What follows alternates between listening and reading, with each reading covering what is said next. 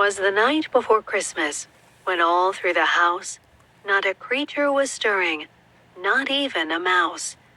The stockings were hung by the chimney with care, in hopes that St. Nicholas soon would be there. The children were nestled all snug in their beds, while visions of sugar plums danced in their heads. And Mama in her kerchief, and I in my cap, had just settled our brains for a long winter's nap. When out on the lawn there arose such a clatter, I sprang from the bed to see what was the matter. Away to the window I flew like a flash, tore open the shutters, and threw up the sash. The moon on the breast of the new-fallen snow gave the luster of midday to objects below, when what to my wondering eyes should appear but a miniature sleigh and 8 tiny reindeer, with a little old driver so lively and quick, I knew in a moment it must be Saint Nick. More rapid than eagles his coursers they came, and he whistled and shouted and called them by name. Now Dasher, now Dancer, now Prancer and Vixen, on Comet, on Cupid, on Donner and Blitzen, to the top of the porch, to the top of the wall. Now dash away, dash away, dash away all. As dry leaves that before the wild hurricane fly, when they meet with an obstacle, mount to the sky, so up to the housetop the coursers they flew, with the sleigh full of toys and Saint Nicholas too. And then in a twinkling I heard on the roof the prancing and pawing of each little hoof. As I drew in my head and was turning around, down the chimney St. Nicholas came with a bound. He was dressed all in fur, from his head to his foot, and his clothes were all tarnished with ashes and soot. A bundle of toys he had flung on his back, and he looked like a peddler just opening his pack. His eyes, how they twinkled, his dimples, how merry. His cheeks were like roses, his nose like a cherry. His droll little mouth was drawn up like a bow, and the beard of his chin was as white as the snow. The stump of a pipe he held tight in his teeth, and the smoke, it encircled his head like a wreath. He had a broad face and a little round belly that shook when he laughed like a bowl full of jelly. He was chubby and plump, a right jolly old elf, and I laughed when I saw him in spite of myself. A wink of his eye and a twist of his head soon gave me to know I had nothing to dread.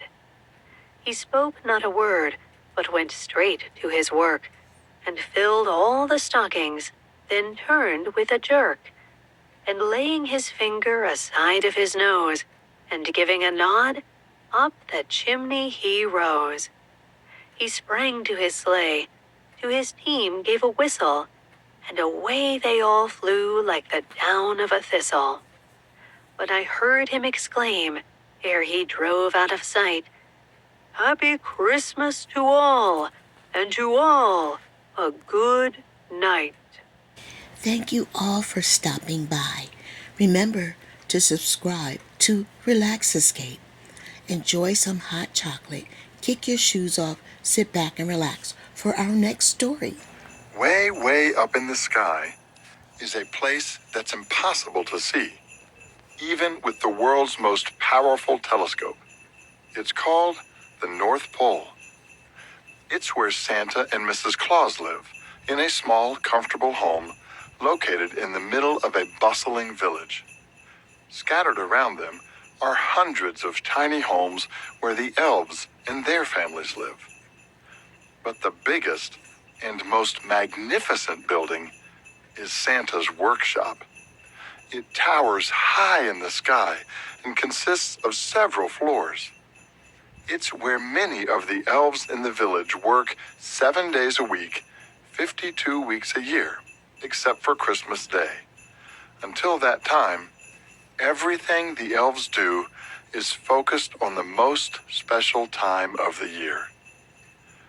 Starting at sunrise on December 23rd, a day before Christmas Eve, the elves form long lines that extend out from the warehouse and into the center of the village. They carefully transfer all of the toys and games and stuffed animals and sweet treats and so many, many other presents they've been working on throughout the year. They pile the presents high on Santa's sleigh. It's a majestic mountain of gaily wrapped gifts that Santa will deliver to all the good boys and girls around the world. As the pile of gifts grows higher and higher, Santa's reindeer stomp their feet against the snowy ground and wiggle in their harnesses. They lift their antlered heads up and down, which sets off the musical notes from hundreds of tinkling sleigh bells that have been sewn to their harnesses. The reindeer wait for the sleigh to be loaded. They chew on huge piles of food placed on the ground so they have the energy for the long day of deliveries. They munch on willow and birch leaves, which are their very favorite food, tender green grasses, and delicious reindeer moss. There's Dasher, who's the fastest, Prancer, who's quite loyal, Vixen, who it's believed knows a little bit of magic, Comet, who's quite wise, Cupid, who's very affectionate, Donner, whose name means thunder and has a booming call that can be heard throughout the village, Blitzen, whose name means lightning and is almost as fast as Dasher, and of course, Rudolph. While Rudolph is the tiniest reindeer of them all, the bright light that he provides from his nose guides the sleigh through the starry night skies. When they're not working on Christmas Eve, the reindeer are kept in a warm, cozy barn. At this particular moment, there's one elf who lives at the barn, and her name is Slipper. How she came to live with the reindeer is quite a delightful story. Slipper was the tiniest elf ever born on the North Pole. In fact, she was so very small that every elf crib or cradle was simply too big for her. But she fit just perfectly into one of her mother's tiny slippers, which is how she earned her name. When Slipper's parents were ready to show off their newest elf baby to the village, their elf friends and neighbors stood in a long line outside their front door. Each carried a gift to celebrate the birth. But when they entered the house and looked around, they asked, "But where is the child?" Slipper's mother, who sat in a rocking chair holding a tiny Slipper in her arms, looked down at the Slipper and said, "Why, she's right here." The elves lowered their heads as close as they could to the Slipper. Some fumbled in the pockets of their jackets, put on a pair of eyeglasses, and squinted down at the Slipper. As they stared at the Slipper, some saw a tiny arm wave in the air, as if to say, "I'm here, I'm here." The elves smiled and cooed at the baby, told Slipper's parents how wonderful their baby elf was, then left with a look of sorrow on their faces. Some met in small groups away from Slipper's home and discussed what they had just seen, or maybe hadn't seen if Slipper didn't move when they were trying to see her. "There will be no job for the likes of that little one," one said. The others nodded their heads. "Maybe she'll have a growth spurt," suggested another. "I know my girl Holly began to blossom in her 3rd year, and now she's assistant to the head toy maker." "My son Jingle was a bit on the wee side as well," said Jingle's father, "but now he helps in the North Pole Command Center." "But," began another, then sighed, "even with their final growth spurt in their 3rd year, That elf is going to need to be watched at all times. The warehouse is not a place where such a very small elf can work, and most certainly she'll find any job here quite difficult. True, true, agreed another, then let out a sigh. It will be up to the elders. I guess time will tell. Because elves are very different from humans, in just a few short years, they grow into adulthood. By the time they're 1 year old, they can speak, walk, and even dance. By year 2, their ears develop into the classic pointed elf shape, so their ears stick out from the green felt caps they wear. By year 3, their feet grow narrow and long, which gives them the ability to be nimble and quick. By the time they're 3 years old in human years, they've reached adulthood. Some grow as tall as 4 feet. Those elves are considered giants. But most grow to 2 feet high.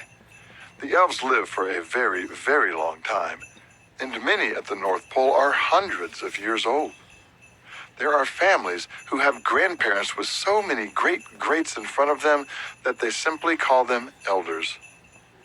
Because the elves live for such a long time, as soon as they reach their 3rd year, young elves are selected to apprentice at jobs that will make them happy for many years.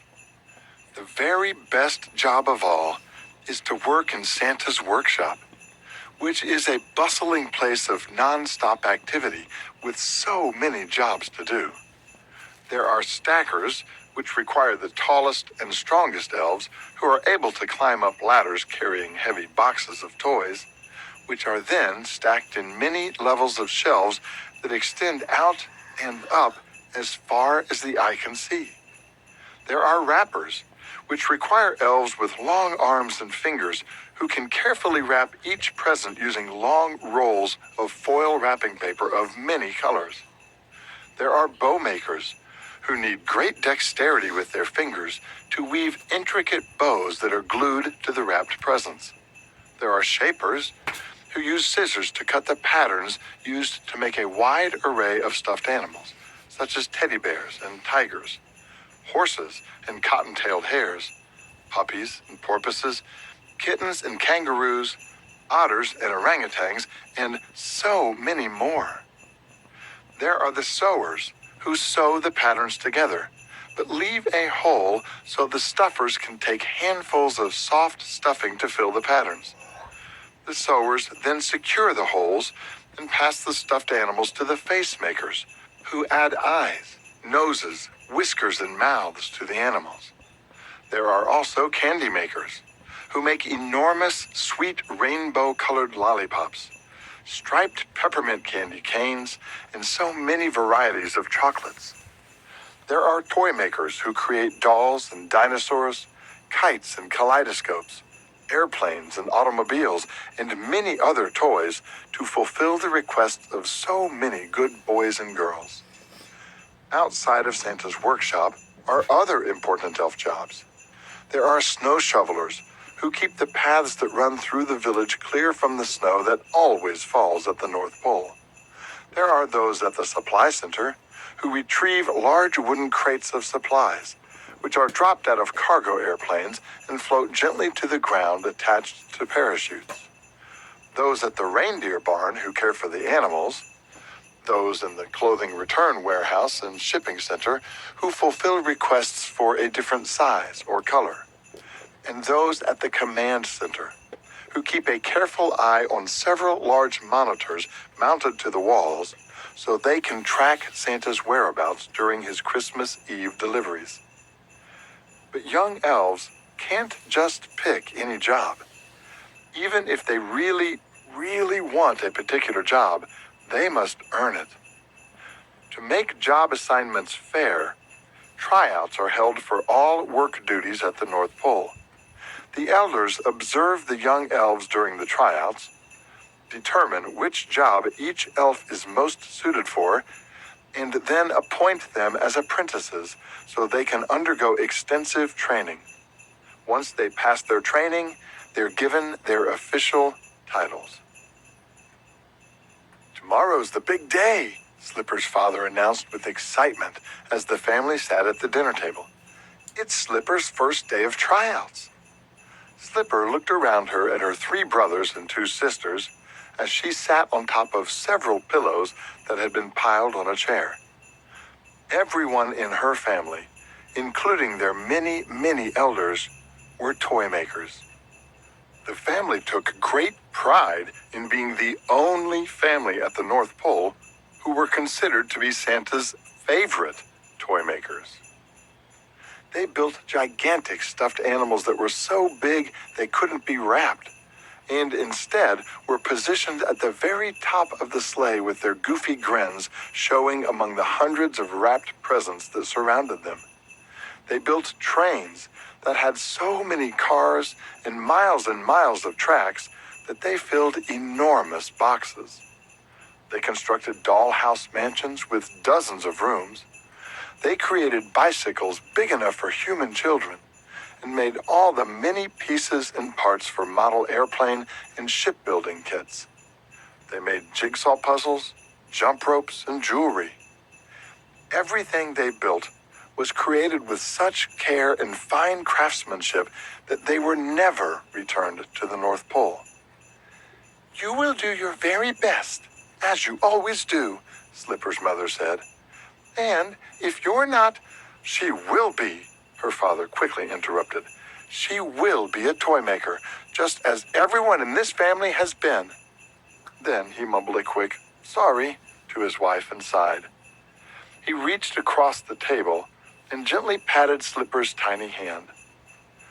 Whatever you're chosen to do, we will be proud of you. We always have been, and we always will be.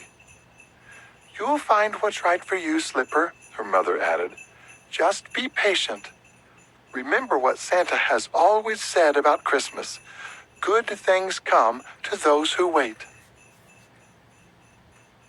The North Pole elves were guided by Santa's philosophy, which advised every elf to do 2 things. The first was to treat every day like it was Christmas. The second was to always be filled with wonder, excitement, and joy. But after 2 long weeks in which the elders had observed Slipper perform every single job available in the warehouse, in the command center, in the candy factory, in the returns and shipping center, and so many other places, she hadn't received an assignment. At first, she kept in mind her mother's words that she just had to be patient. But after the first week, she began to lose hope. At the end of each day, after she had tried yet another job under the watchful eyes of the elders, and she had noticed them look at her with sadness in their eyes as they shook their heads, she would run off to the place where she felt the safest on the North Pole. She ran to the reindeer barn and to Rudolph, the red-nosed reindeer. Rudolph's stall was the smallest in the barn. He had always been tiny in comparison to all the other reindeer. His legs were short, and his antlers weren't as majestic.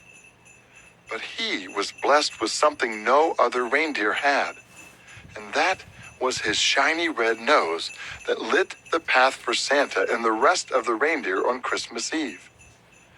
Tears spilled from Slipper's eyes as she watched Rudolph munch mouthfuls from his food bucket.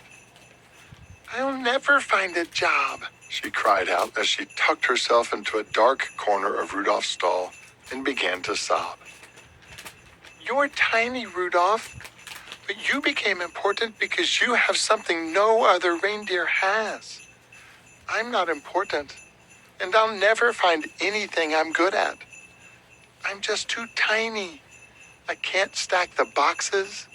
My hands are too small to make any toy.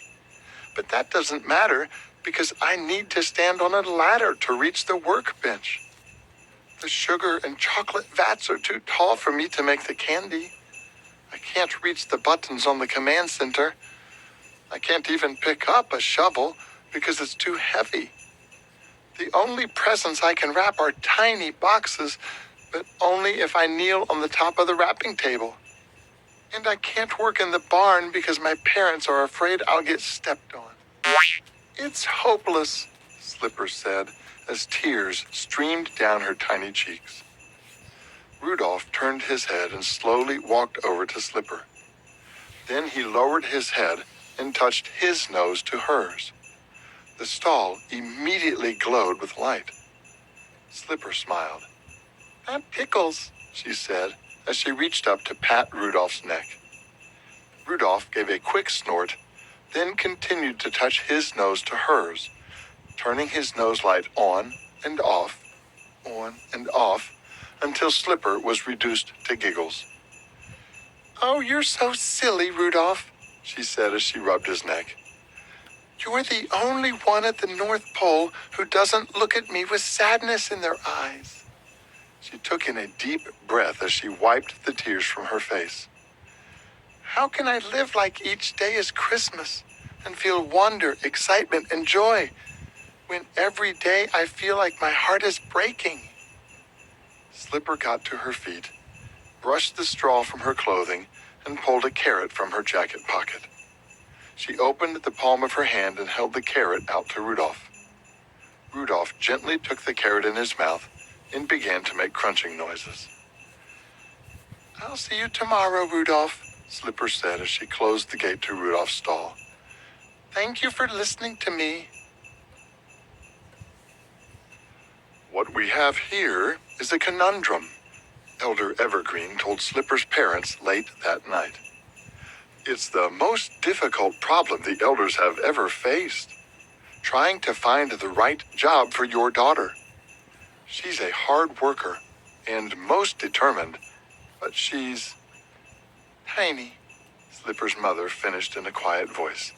Elder Evergreen nodded. For a few moments, Slipper's parents and Elder Evergreen were silent. "But she has to do something," Slipper's father said. "She can't be the only elf who has nothing to do."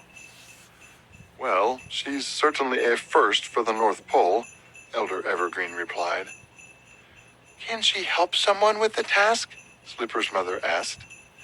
"Maybe she can't do something on her own, but if she could work with someone, perhaps help them with the task." "That's simply not the way, dear," her husband responded. "Every elf must have an assignment, something they can do on their own." "But all the elves work together," she responded. "Yes, everyone does," he agreed. "But they each have a title. They each have a responsibility that identifies them. Everyone does. Up until now, I guess." Then he thought for a moment and looked at Elder Evergreen.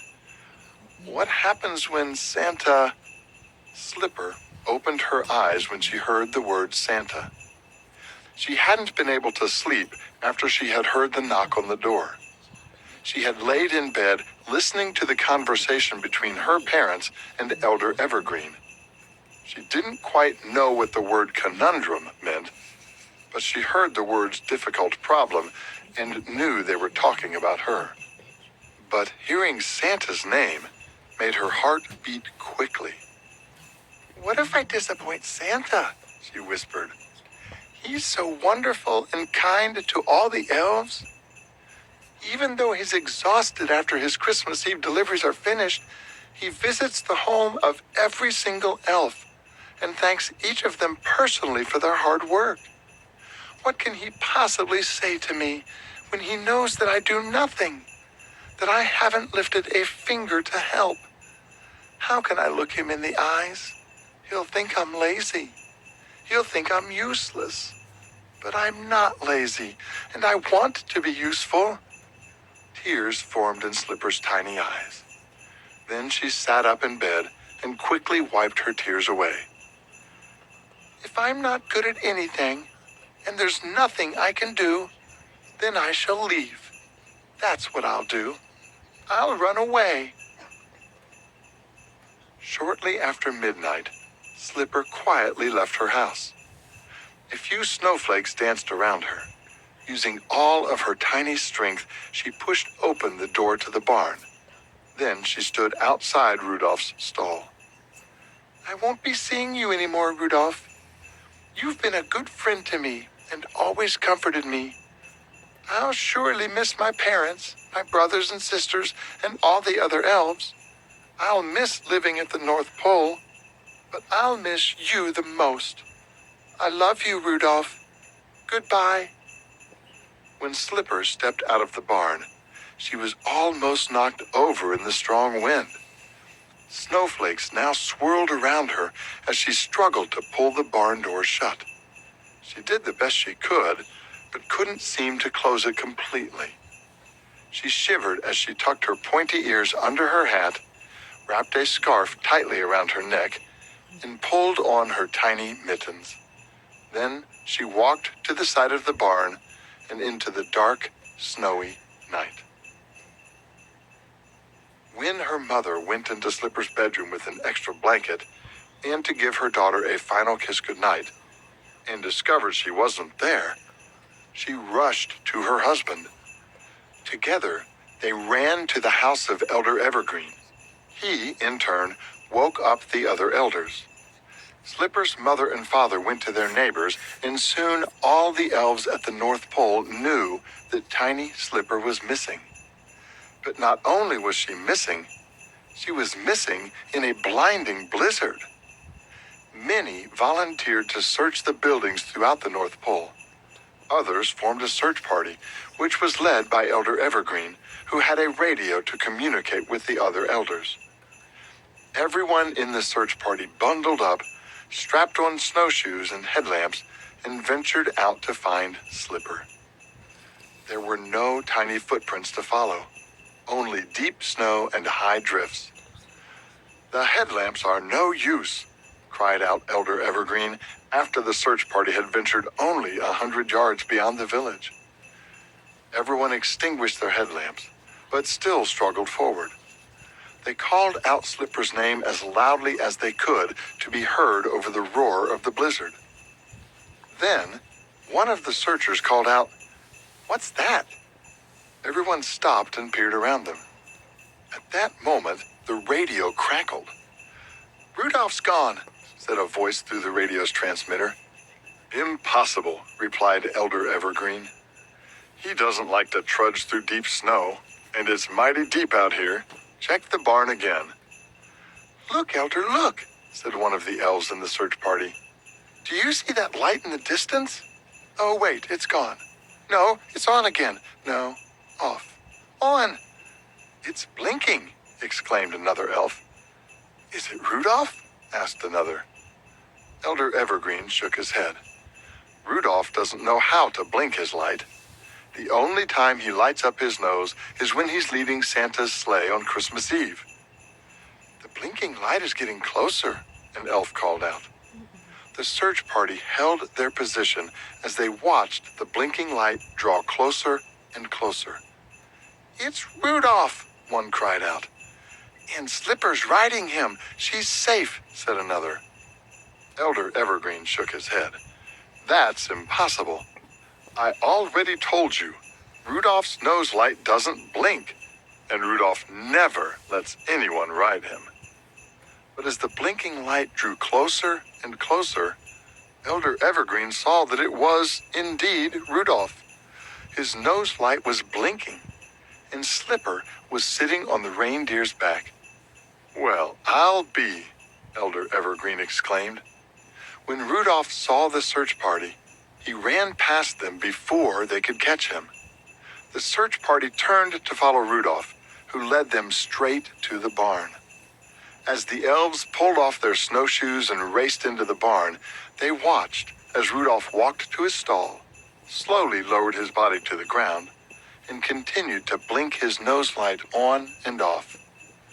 They watched as Slipper slid off from Rudolph's back and wrapped her arms around his neck. Then she removed her wet mittens and hat and carefully hung them from Rudolph's antlers. Slipper yawned, curled up next to Rudolph, and fell fast asleep. The next day, bright sunshine made the blanket of snow that covered the North Pole twinkle like it was made up of thousands of diamonds. Slipper's parents followed Elder Evergreen to the barn after the shoveler elves had cleared a path. "But you mustn't scold her," he said before he opened the door. "Why not?" Slipper's father asked. "She knows not to sneak out of her bed and go wandering about at night, especially during a blizzard. She gave her mother and I quite a fright." "I'll show you," he answered with a twinkle in his eye, then led the way to Rudolph's stall. Her parents stopped and looked at Slipper with wonder and amazement in their eyes. Their tiny child was, by herself, harnessing Rudolph. But she didn't need a stool to stand on.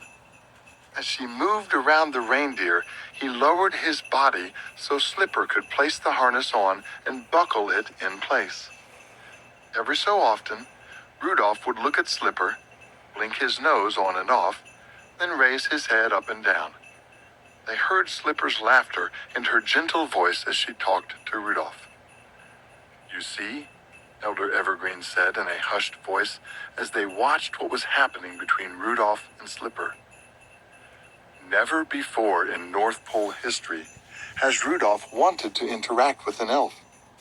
He even stays away from the other reindeer because he knows he's different from them.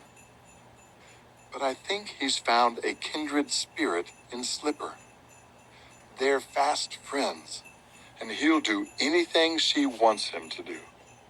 It's obvious how much the two love each other." Then, Elder Evergreen smiled at Slipper's parents. "Now, it's time to tell you my decision about Slipper's responsibilities at the North Pole. She'll begin apprentice training as Rudolph's one and only caretaker. She'll learn how to give him the best possible care.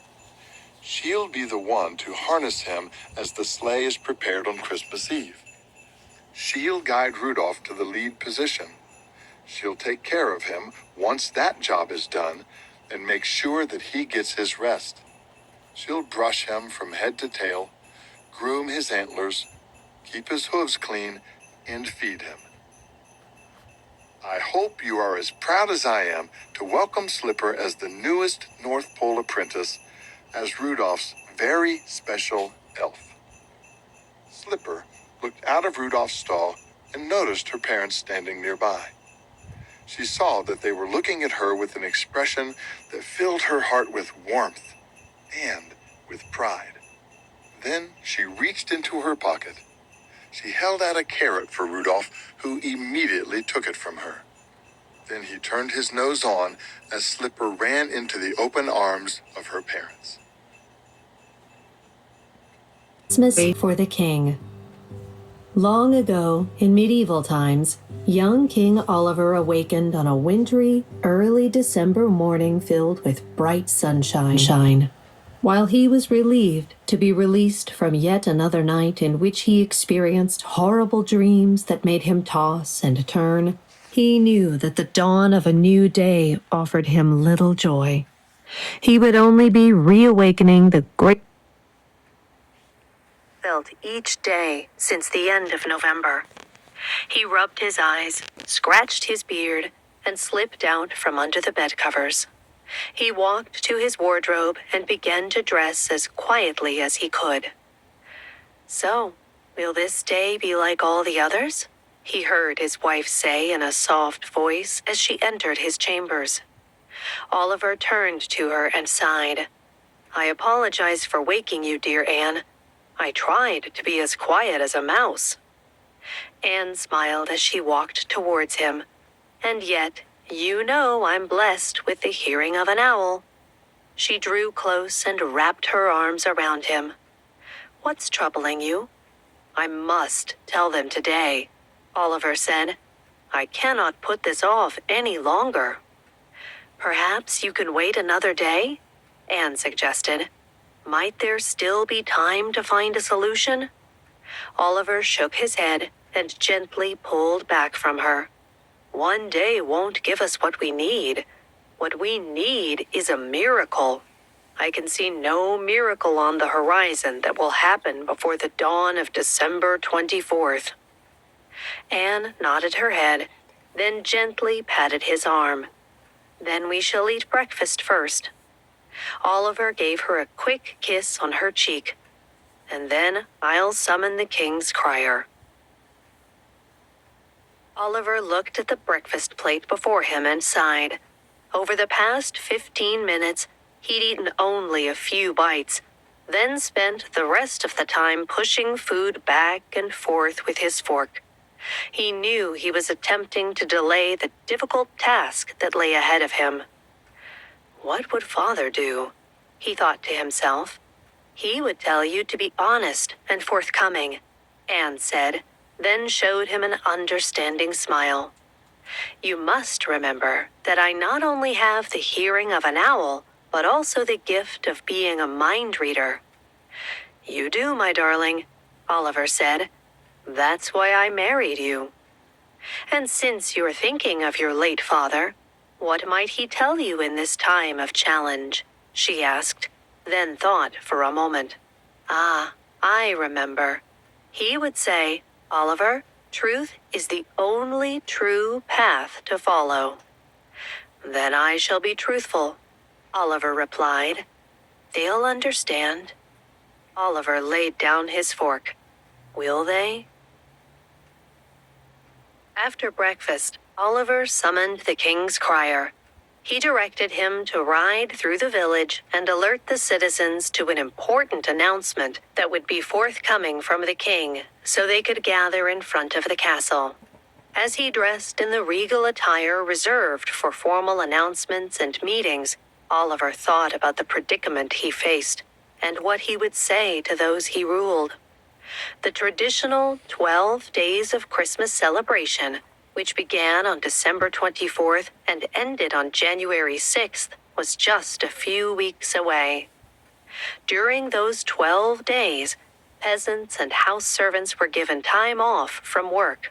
Families would enjoy this precious time away from their daily labors by playing together in the snow, tying flat, smoothed animal bones to their feet and skating on the frozen lake, or venturing into the village to join with others in joyous celebration. Everyone in the village, lords, ladies, and peasants alike, would indulge in great merrymaking. Musicians would play lively music, and street vendors would set up stalls filled with handmade goods. All the homes in the kingdom, from simple shacks to elaborate houses, would be decorated with evergreen boughs, red-berried branches of holly, and sprigs of mistletoe. But perhaps the best part of the celebration was the great feast that would be held in the castle. Kitchen staff would labor over hot hearths and ovens, creating rich, thick stews, savory meat pies, roasted vegetables and meats, grilled fish, loaves of bread, and pies. Long tables that had been set up in the massive dining room would groan under the weight of such an incredible and bountiful feast. Then, at the end of the feast, when everyone's bellies were quite full, each peasant family would receive a heavy sack from the king. It would be overflowing with gifts, toys for the children, food, and something most precious to them, a small bag of coins, more than a month's worth of wages, so they could weather any hard times they faced in the coming year. Such a grand time of celebration and joy melted winter's chill, brightened the darkness of the season, enriched the lives of those most in need, and instilled peace, harmony, and goodwill in the village. King Oliver fastened the last button on his overcoat and regarded his image in the mirror. He felt anxiety coursing through his veins and shivered. "There will be no good memories this year," he said to his reflection. "There will only be misery." "Hear ye, hear ye!" the king's crier called out as he stood on a wooden platform that had been moved to the front of the castle. His voice rang out over the conversations held by a throng of people who had gathered in front of the platform. Despite the bright sunshine that beamed down on them, they stood shoulder to shoulder and stamped their feet on the ground in an effort to generate warmth and protection from the cold temperature and light wind. The air was filled with puffs of cloud smoke, generated from the many exhalations of the nearly 100 people who had gathered. The crowd grew hushed as they heard the voice of the king's crier and looked up at him. "All hear the great King Oliver," the king's crier announced. "All hail King Oliver and Queen Anne." Then he snapped together the heels of his boots and stepped down from the platform. "Are you ready?" Oliver asked as he looked at Anne. "Do you have a smile you can summon?" she asked. He breathed in, then smiled at her. "Very good. Now I'm ready," she said as she looped her arm with his. King Oliver and Queen Anne walked slowly to the center of the platform. Excited murmuring could be heard from the crowd. Queen Anne slowly withdrew her arm from the king's, lowered her body towards him into a low curtsy, and then stepped back. "Welcome," King Oliver began as he smiled at the crowd. "I'm ever so grateful to see you all. You warm my heart on this cold day, a day when I must deliver some important news. Like each of you, the Queen and I have been looking forward to the traditional 12-day Christmas celebration." The king heard some excited whispering emerge from the gathering. "And now for the hard part," Oliver thought as he felt tiny shivers running up and down his legs. "I'm certain that you're aware that this year has brought with it many challenges for our village and much hardship." The whispering was immediately silenced. Oliver felt every citizen's eyes bore into him.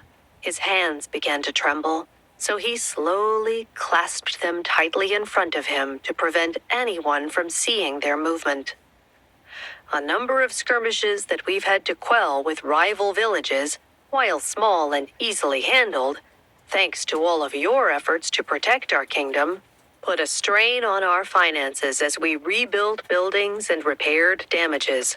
A summer drought caused many of your crops to fail, and an unexpected change in the migration pattern of game animals that we typically depend upon for meat, for fur, and for trade, has resulted in a scarcity that has affected us all." King Oliver paused and slowly surveyed the faces of those who were listening closely to his words. He saw furrowed brows and somber expressions. A few had lowered their heads. "The 12-day Christmas celebration has always been a time for us to cease work and focus on the joy of the season. It has always been a time in which we share in our collective bounty. Those with great wealth and resources willingly have opened their hearts and extended their generosity to ensure that those who work the hardest for our fair kingdom receive well-deserved rewards for themselves and for their families."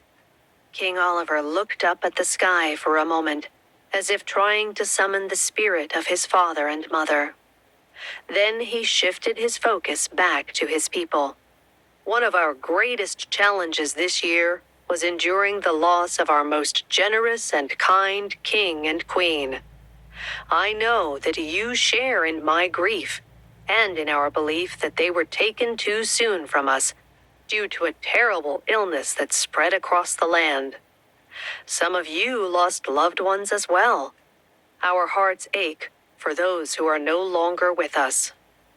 The king saw many people place arms around the shoulders of those standing near them or wipe tears from their eyes. I truly wish that we could celebrate the 12 days of Christmas the way we always have, with great joy, immense celebration, and a deep well of generosity and gifts. But there are simply not enough resources for us to do so. Because of this, I've thought long and hard about the decision I needed to make. With a heavy heart, I hereby decree that this year's 12-day Christmas celebration is canceled." At this, Oliver saw expressions of shock on the faces of those who had gathered and heard a few audible gasps. "Please know that the suspension of work for those 12 days is still in effect. Loyal servants and hard-working peasants are encouraged to spend time with families, friends, and neighbors. I regret that we cannot offer grand feasts with tables filled with an endless bounty of offerings and sacks stuffed full of gifts. I truly wish this wasn't so, but I can see no other way. As I said to my wife, your fair queen, this morning, we would need a miracle to make this happen. But with less than 2 weeks before December 24th, a miracle is impossible." The king's eyes surveyed the crowd once more. He saw sadness and great concern on their faces. He no longer wanted to see those faces, knowing that he was powerless to alter the current state of affairs. So he lowered his head. Queen Anne stepped over to him, took his arm in hers, and whispered into his ear. King Oliver nodded, gave her a quick kiss on her cheek, and looked at the crowd. "My late father once told me that riches that can be counted really don't matter. He said they come and they go. What truly matters are not those things that can be counted, but those things you can count on. He said we must be grateful for whatever we have, big or small." At that moment, a bank of gray clouds began to slowly cover the sun. The daylight dimmed, and tiny snowflakes began to fall. "Now I urge you to return to your shops and homes and stay warm. I thank you for your presence and wish you all a good day." King Oliver then turned and took his wife's arm in his. Together, they walked into the castle. "They will despise me," the king said later on that day when the queen entered the formal receiving room and sat next to him on a long upholstered bench in front of a roaring fireplace. "They probably do already. It's almost dinner time, and not one citizen has come to request an audience with me. I thought there would have been a line of people who wanted to voice their disapproval or vent their frustrations after my announcement this morning." The queen gently placed a hand on his arm. "First, you need to give them time so they can process the information you shared. Remember that you've known about this for some time. You've spent many sleepless nights and days filled with anxiety processing this information. Perhaps they need to do the same." The king sighed. "You're right. And second, they don't despise you." He turned to her. "Well, they certainly don't like me very much right now." "Who knows how they feel? But being liked isn't the goal of any king. Do you remember what your father told you?" Oliver nodded as he recalled one of the last conversations he had with his father after he had fallen ill. "He said the job of a king isn't a popularity contest. It's about being able to make decisions that are right and just for the majority of the people." The queen nodded. "The decision you made today was both right and just. What would have happened if the good people had shown up at the castle expecting festivities and feasts on the 24th, only to find out that you had known all along that you couldn't provide such things to them? Then they would be justified to be angry, or to despise me," the king finished. The queen shook her head. "No, that wasn't what I was about to say. They might be angry. They might also be sad and quite disappointed. But, worst of all, they would no longer be able to trust what you say. Losing the trust others have in you damages your reputation and has consequences in the future. The king turned to her and smiled. You have the hearing of an owl, the gift of a mind reader, and the wisdom of a sage. The queen let out a little laugh and placed her head against his shoulder. Whatever did you do to deserve me? Then she stood and extended a hand to him. Come, darling. There's nothing more you can do right now. It's time for you to get some rest. Tomorrow is a new day. With less than a week remaining before December 24th, the king spent the majority of his time wandering aimlessly from room to room in the enormous castle. Whenever he approached the cooking area to extend a greeting to the kitchen staff, they barely looked up at him, and instead scurried off in different directions. When he went out to the stables to say hello to the workers, they too barely returned a greeting to him and shuffled away from him. So he exited the stables and began walking into the village, which caught his guards by surprise and sent them into a bit of a frenzy as they quickly grabbed their weapons and threw on heavy overcoats. When they caught up to the king in the center of the village, he turned to them. Why does everyone who is outdoors look at me and then run away? Why do the shopkeepers lock their doors when I approach? The guards stole glances at one another, then looked away from the king. Then the king peered out at the large lake and pointed. Who built those little huts? And why are they sitting on the frozen lake? The guards stood in silence around him. Oliver shook his head. Something strange is going on. Darling, whatever are you doing outside? Anne asked as she wrapped a shawl around her shoulders and joined Oliver at the top of the castle near one of the turrets. It's the middle of the night. Oliver pointed to the lake. Do you see the little circle of huts on the frozen lake and the fire burning in the middle? Every so often, someone comes out of a hut, steps over to the fire, then returns to the hut. And every so often, I see a light shining in the forest. There, he called out as he pointed. Oh, and there's another one. Whatever are people doing out in the forest at this time of night? You're shivering, Anne said as she opened one end of the shawl and placed it across Oliver's back. And there are lights on in the shops, he said as he peered down at the buildings that lined each side of the village. The shopkeepers have closed their window shutters, but you can still glimpse the lights within.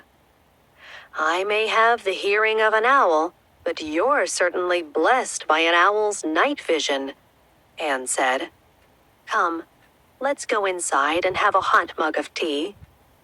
Oliver turned to her. Aren't you seeing the same things I am? They're as clear as day. And now it's night, Anne said. It's time for us to retire. For the next few nights, Anne joined her husband at the top of the castle after dinner. Both were wrapped in shawls to ward off the chill. On the night of December 23rd, as the two gazed out over the village, the lake, and the forests, Anne took in a deep breath of crisp air and peered up at the sky. It looks like we'll have snow tomorrow, Oliver sighed. Snow on December 24th. A pleasant snowfall has always lifted the spirits at the start of the 12-day celebration. But I don't think even a blanket of sparkling white snow is going to have that effect this year. What's done is done, Anne said as she clasped Oliver's hand in hers. Oliver released a deep sigh. Yes, it is. What are you looking at, dear? Anne said as she entered Oliver's bedchamber and saw him sitting in an upholstered chair near the fireplace with a book on his lap. "It's my father's journal," Oliver answered.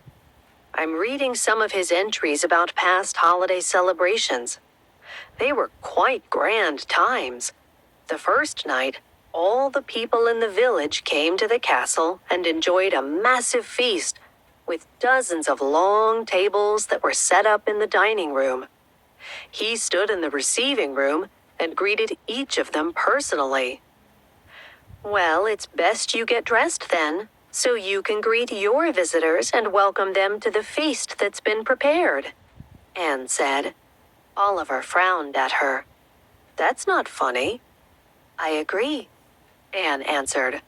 "Come, let's look out your bedroom window." Oliver closed the journal, then stood next to his wife at the window and peered out. What he saw was a long line of villagers that started at the front of the castle and stretched out as far as he could see. Gentle snowflakes drifted down from the sky around them. He turned and stared at Anne. "Well?" she asked. "Are you going to keep them waiting out in the cold? Hurry up and get dressed." After Oliver had quickly dressed in regal attire, he took his wife's hand as they hurried down the stone staircase to the first floor of the castle. When they reached the bottom of the staircase, he turned to her. "But I've nothing to give them."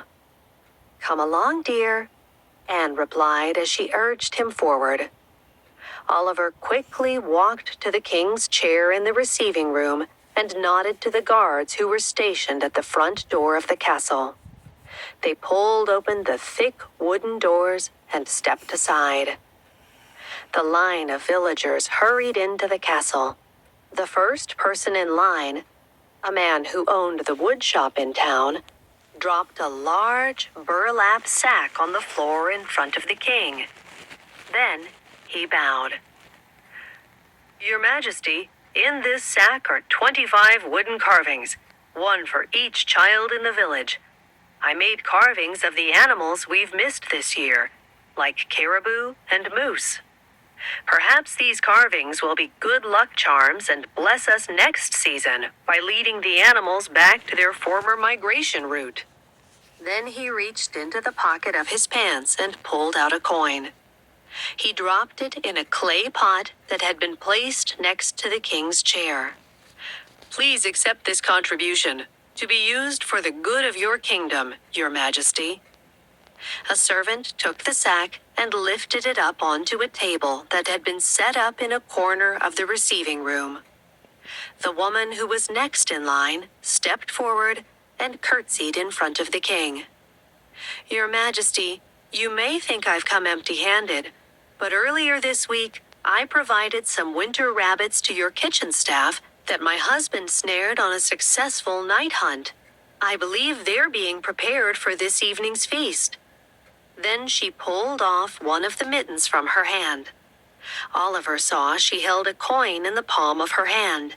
She dropped the coin in the clay pot and said, "Please accept this small gift of appreciation for all that you do for us."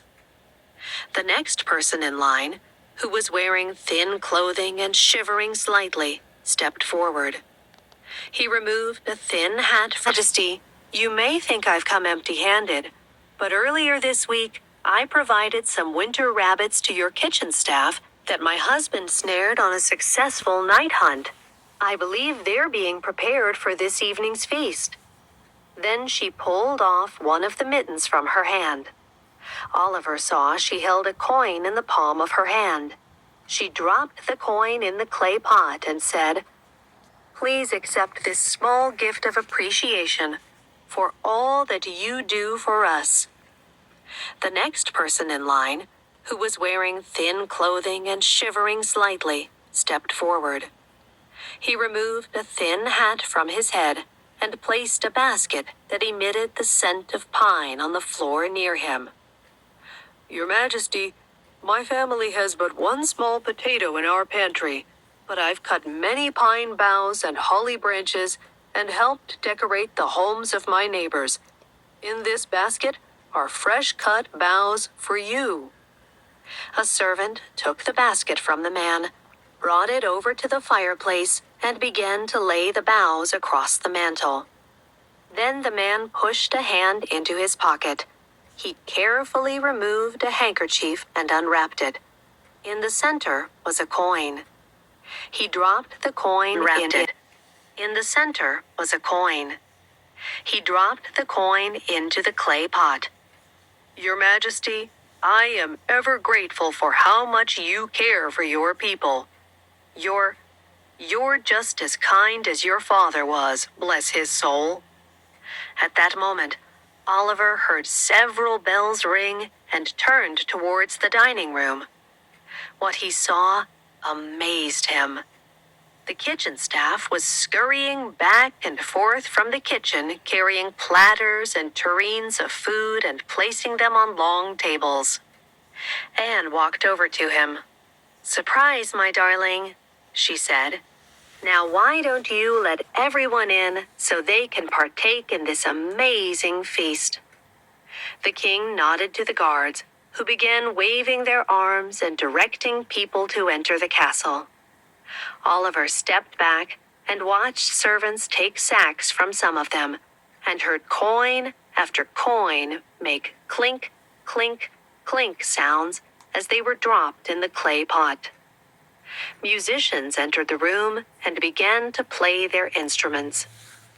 Each adult that passed by the king greeted him with a curtsy or a bow. Each child waved to him. One little girl broke free from her father's hand and ran over to King Oliver. She wrapped her arms around his leg, and it took a great deal of coaxing from her father to urge her to release her grasp on him.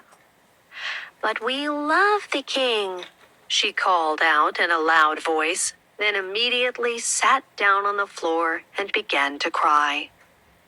Those around her began to laugh as her embarrassed parents made several quick bows and curtsies to the king. When the last villager had entered the castle, servants quickly swept away the snow that had been tracked in and shut the doors. King Oliver walked through the dining area and into the kitchen. He saw his staff tending to numerous pots and cast iron pans and made his way over to the head chef. "Where did all of this food come from?" he asked. "From everyone," the chef answered. "I heard they cut holes in the ice on the lake and fished. Some went into the woods and set snares. Others contributed what little they had: a cup of flour, eggs, vegetables, fruit. We have enough food for quite a few nights of feasting." "Oh, there you are," Anne said, as she stepped into the kitchen and saw her husband. The staff immediately stopped what they were doing and curtsied. "Can you believe this?" Oliver asked as he swept his arm around the kitchen. "We've been given more than enough food." Anne smiled at him. Then Oliver narrowed his eyes at her. "You knew about this?" "Not until a few nights ago," she answered. "And then I made certain everyone was sworn to secrecy." "But the food, the gifts, the coins," he exclaimed. "We must not keep the coins. We must return them at once." "Before you do that, there's someone who would like to speak to you on behalf of the villagers," she said as she took his arm and led him into the dining room. "Your Majesty," said the man who had brought the pine boughs to the castle, "may I address you on behalf of all of the villagers?" Oliver nodded. "You may." "Your Majesty, while we were most certainly disappointed at the news about canceling this year's holiday, this wasn't the first time it has happened." "It wasn't?" Oliver asked. "No, sir. Your Majesty, you hadn't been born. Our farmlands were flooded and our crops were washed away. The animals we hunted had to move to higher ground, which made it harder to hunt. Many homes and farms in the lowlands were destroyed or washed away. So your father, the great king, helped rebuild our properties so we had a roof over our heads. Decided to cancel the holiday celebration, we came to the castle, much as we did tonight, and brought the king and queen gifts to thank them for their care. After you made your announcement, I told people that there will always be good times as well as hard times. I reminded them that you didn't cause the things that happened this year, just as your father didn't cause the flood. Your parents were kind to us, and you have been as well. It's up to each of us to support the kingdom, and so that's why we're here. Oliver stared at the man for so long that only the crackling of the fire could be heard. People were frozen in place, barely able to take in a breath. Even the children, who had been filled with an immense well of energy throughout the evening, stood stock still next to their parents. Then Oliver did something quite unexpected, quite sudden, and quite unkingly. He smiled, stepped towards the man, and pulled him into an embrace. The collective sigh that was released by the king's villagers was immediately followed by bursts of laughter and applause. Oliver released his grip on the man, whose eyes were filled with tears, and looked around the room. "I'm overwhelmed by your generosity," he said. "Truly I am. Many of you have so little to give, and yet you did. That, I believe, is the true spirit of Christmas. The clay pot, which is now filled with coins, will only be used if we face dire circumstances in the new year. Let us pray that our future will be bright and prosperous, so I can return your coins at our next Christmas feast." The feasting and merrymaking extended long into wee hours of the morning. The king invited everyone to return the following evening to finish the mounds of food that still remained. Each left with a sack of gifts for their families and smiles on their faces. After they had bid farewell to their last guest, Oliver and Anne walked up the staircase to their chambers with their eyes half closed and a smile on their faces. "Merry Christmas, my beloved queen," Oliver said as he embraced her. "And to you as well, my darling," Anne said. "Pleasant dreams and Merry Christmas." And to all of you from all of our family at Relax Escape, please have a safe and prosperous holiday, and may all your dreams come true.